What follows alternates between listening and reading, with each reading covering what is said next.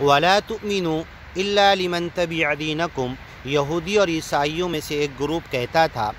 محمد پیغمبر کے گیان اور ایمان پر جن لوگوں نے ایمان لایا ہے تو انہیں امن مت دو، ان کو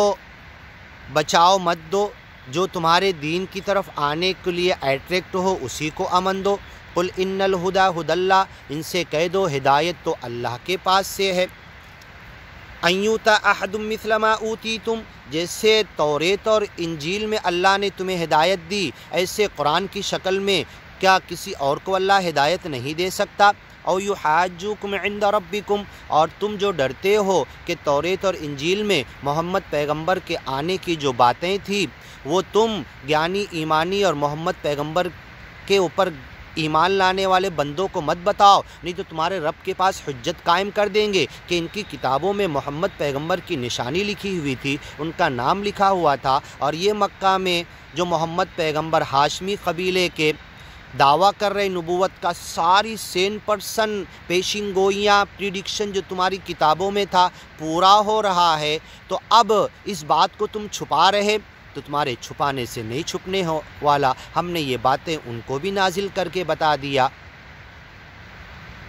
وَيَأْتِي مِن بَعْدِ اسْمُهُ احمد، میرے بعد ایک نبی رسول پیغمبر آئے گا جس کا نام احمد ہوگا، یہ تمہاری کتابوں میں توریت انجیل میں لکھا ہوا ہے، ہم نے انہیں بتا دیا۔ اور یحاجوکم عند ربکم، اور تمہارے رب کے پاس جب جائیں گے تو حجت میں جیت جائیں گے کہ یہ سب تمہاری کتابوں میں ہوتے ہوئے تم نے محمد پیغمبر پہ ایمان نہیں لایا۔ قل ان الفضل بید اللہ، کہہ دو اللہ کا فضل اللہ کے ہاتھ میں ہے، ساری فضیلت